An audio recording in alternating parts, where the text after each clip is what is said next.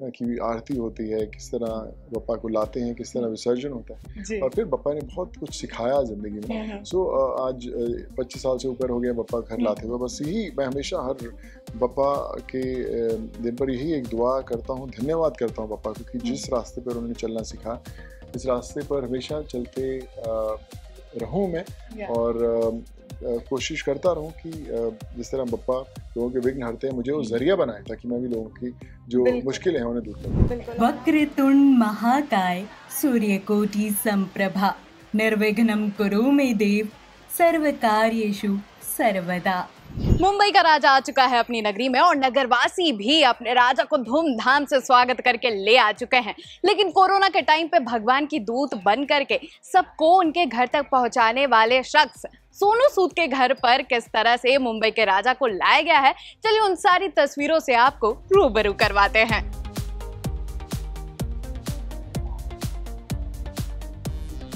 तो आते साथ हमारी स्वागत हुई है बप्पा के भोग के साथ। आप देख सकते हैं यहाँ पर हमें मोदक मिला है बप्पा के प्रसाद के रूप में। तो अब आइए आपको लेकर के चलते हैं घर के अंदर।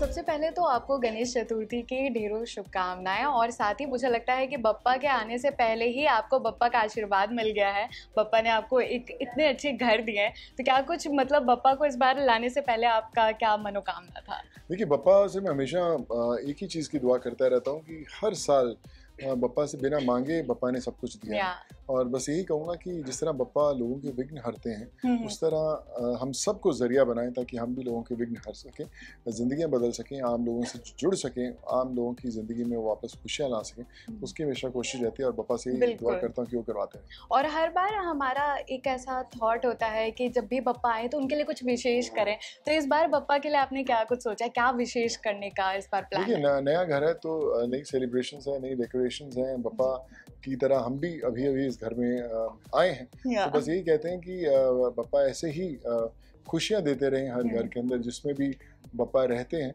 और लोगों की उम्मीद और कोशिश जो है वो हमेशा कामयाब रखें। बप्पा लोगों को विघ्न हरें और जो भी उनके सपने हैं उनको पूरा करते रहें। जैसा कि आप पंजाब से हैं और उसके बाद फिर यहाँ मुंबई आए, तो ऐसा मतलब सबसे पहले क्या चीज़ अट्रैक्ट किया था आपको कि हाँ अब से मैं भी मतलब बप्पा को लाएंगे घर पे?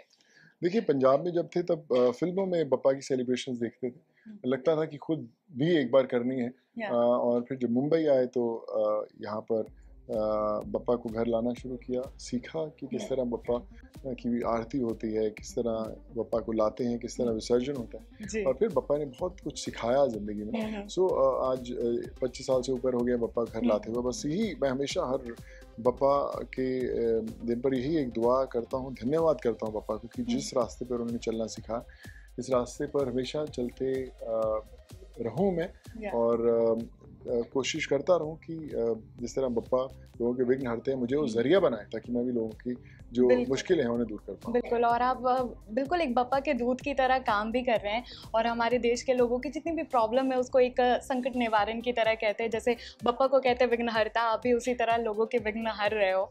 तो मतलब ऐसा कुछ बप्पा से मांगी है दुआ, या फिर आपका कुछ ऐसा प्रॉब्लम जो बहुत सालों से चला आ रहा था और फिर बप्पा को बोला तो वो चीज़ अब चला गया हो? मैं हमेशा बस खुशियाँ मांगता हूँ सबके लिए। मैंने कुछ कभी ऐसी विश लिस्ट नहीं रखी, बट यही रखा है कि उम्मीद लोगों की बना रहूँ, उनके लिए कोशिश करता रहूँ, और बप्पा ने हमेशा ताकत दी है कि मैं उम्मीद बन पाऊँ। और बस उसी की दुआ रहती है कि जो एक परिवार जो पूरा देश भर के साथ जुड़ गया है, इतना बड़ा हो गया है, उस परिवार के अंदर और लोग जुड़ते रहे, उसमें एक और इजाफा होता रहे। कुछ नया इस बार बप्पा से मांगा है कि और कुछ बड़ा करूं देश के लोगों के लिए? बस वही मैंने बोला कि जिस तरह बप्पा ने सिखाया है कि लोगों के कैसे जुड़ना है, और हर साल बहुत चीज़ें सीखते हैं, चाहे वो ओल्ड एज होम बनाने हो या कुछ बच्चों के लिए उनकी पढ़ाई के लिए काम करना हो, तो इस साल और बड़ा करना है, और ज़्यादा लोगों से जुड़ना है, और लोगों की मुश्किलें दूर करनी है। तो बप्पा से यही दुआ है कि जो सपने बनाए हैं, जो प्लान्स बनाए हैं, उसको पूरा करने की ताकत है। चलिए आखिरी सवाल आपसे रहेगा कि मतलब छोटे से बप्पा को लाना, अब करीब 20-25 साल हो गए बप्पा को लाते, कितना कुछ बदल गया? मतलब पहले रेंट के घर से फिर फ्लैट, फिर कैसे शुरू हुआ था ये सारी चीज़ें? हाँ, दुआओं के साथ बोलते हुए मदर हमेशा कहा करती कि अपनी ज़िंदगी में ज़िंदगी कलम में दुआओं की स्याही डाल लो, फिर देखो आपका नाम पन्नों पर नहीं आसमान पर लिखा जाएगा। सो आई थिंक बप्पा ने वो सिखाया है कि जब आप लोगों की ज़िंदगी बदलने की कोशिश करते हैं, फिर बप्पा आपकी ज़िंदगी बदलता है। कमरों से, घरों से, बंगलों से खुशियाँ ज़्यादा तब होती हैं जब बप्पा आपको उस रास्ते पर चलना सिखाता है जिससे लोगों की ज़िंदगी बदलती है। और बप्पा हमेशा, मैं उस चीज़ के लिए उनका शुक्रिया अदा करता हूँ कि जो आपने सिखाया है उस पर मैं चलता हूँ। बिल्कुल। और यहाँ पे देखने को मिल रहा है कि बप्पा को आपने कई सारे भोग, उनके मन पसंदीदा भोग लगाया है, लेकिन बप्पा के भोग में से आपकी कौन सी ऐसी मन पसंदीदा भोग है? मतलब आपको कौन सा ऐसा मनपसंद चीज़ है जो आपको बहुत पसंद है? मुझे मोदक बड़े अच्छे लगते हैं, बप्पा के फेवरेट है मोदक, मेरे भी हैं, हम लोग घर पे भी बनाते हैं मोदक यहाँ पर बप्पा के लिए। और एक गणपति का ही समय होता है जब आपको मोदक खाने का मौका मिलता है और बड़ा स्पेशल होता है। तो जैसा कि थोड़ा फिटनेस को लेकर के भी कंसर्न रहता है, तो क्या ये शुगर फ्री मोदक हैं? नहीं, इसमें है शुगर। मुझे लगता है कि पप्पा के टाइम पे इतना ज़्यादा सोचना नहीं चाहिए शुगर के बारे में। पप्पा खुद ब खुद आपकी कैलोरीज का ध्यान रख लेंगे, तो जस्ट ईट, एंजॉय और खूब एक्सरसाइज करो।